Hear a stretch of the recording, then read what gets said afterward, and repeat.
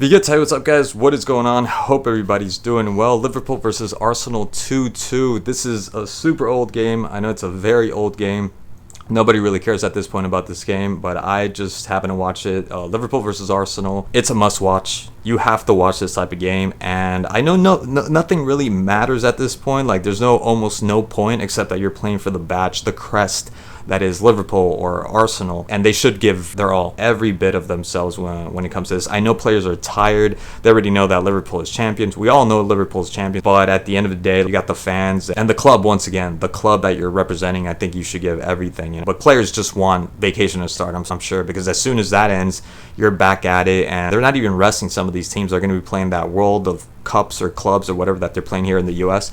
So I get it. This game was a little bit vapid, uninteresting. There were, like I said, some moments. There were some flashes where something was happening, especially with the goals and the almost. There were so many opportunities from both teams that this could have gone either way for Arsenal or for Liverpool. It started off really well for Arsenal. Arsenal had the Saka chance, which was very clever. Everybody knows how good they are when it comes to the free kicks, but I thought Liverpool had them. I thought Liverpool pulled the fast one on Arsenal, and no, Arsenal said, we will outdo you guys, and you get Saka running through the line, which I did not expect. That was so genius. That was a genius move. And Saka, by yourself, no pressure, besides the pressure that you have to score, absolutely misses a huge opportunity right at the start. What was it, like fourth minute, I think? That should have been a goal. My God, how did you miss that? Could have been up by 1-0 at that point, and then they had another chance, and Liverpool had their chance as well in the meantime, but another chance that they had was with Partey. Partey steals the ball from Jones, which I don't know what Jones was trying to do. He does a really good job of stealing the ball, and there's some confusion with him and Trossard, and there's other teams that have that issue where maybe Chelsea, they're always depending on that star player. And I thought that he should have just taken that shot. He should have absolutely just taken that shot and not waited for Trossard. And Trossard maybe should have stole the ball from him. Like you see other players, like big name players that do that. He probably just should have stole the ball from him and just shot, because by then Liverpool just regrouped and closed off the ability for either of them to get a shot. And there goes another opportunity missed for Arsenal. And the one for Liverpool that I just don't know, because he had two that he missed. And then he ended up scoring the goal.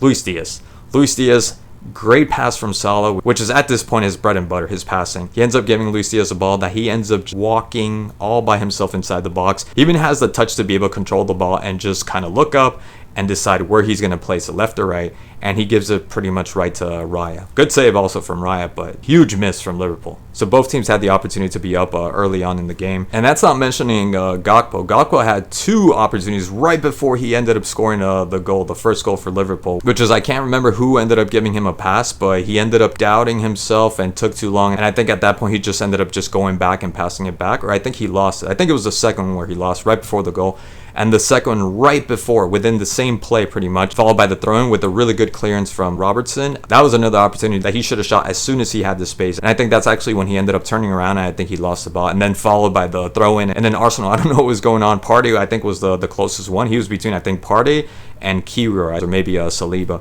and the header was just too easy. It was just too easy for them to score. That's actually what needed to happen, but not that way. I mean, it's great for Liverpool that they ended up scoring that way, but it shouldn't have came that way. It should have came by way of Diaz. Diaz had an opportunity, and then Diaz ends up scoring the second goal, which is really good. Another really good pass by Salah to Szoboszlai, and Szoboszlai, I think he was passing. I don't think he was trying to score himself, and Diaz finally ends up getting it right this time and just pushes it in, and 2-0 for Liverpool. And right after that, he had another opportunity as well. That first half was pretty much all Liverpool, and towards the end, Saka had one shot. That was it. They had their opportunity. The first 15 minutes of the first half, Arsenal had their opportunity to be able to be leading the game, and towards the end, Saka, because there was nothing, like Arsenal were non-existent. It was complete domination from Liverpool at that point, and then Saka ends up doing classic Saka, just going through the middle, and the shot unfortunately goes up high. And I think that's what Arsenal needed. They needed the break, because right after that they go into halftime. I think that did them really well, because as soon as they came back, I don't know what Arteta said to them, I don't know what they were saying to themselves, but they got the goal within like a minute and a half, I think. Martinelli, of all people, one of the most undulating players in the Premier League, he ends up scoring a header pretty much from the same position that Gakpo ended up scoring in the first half. I don't know if there's a blind spot in that area or something, but he was by himself, unmarked. And then the second half is pretty much the inverse of the first half for Liverpool. Liverpool are on the back end, and Arsenal are the ones on the attack and constantly creating plays. Odegaard played actually good in this game, where he was actually creating and moving the ball around. And then towards the end is when Liverpool pretty much woke up, and they had those opportunities from Gravenberch ended up getting a shot. That was, I think, the first shot in, I don't know, like half an hour, where Liverpool weren't doing anything. Robertson. It's had almost insult to injury, because this guy's getting flamed, or he was getting flamed a couple months ago, or not even a month ago. People saying that he needs to go, he's too old, he's too slow, we got to get somebody else. And you're probably right. You guys are probably right. You're probably going to have to replace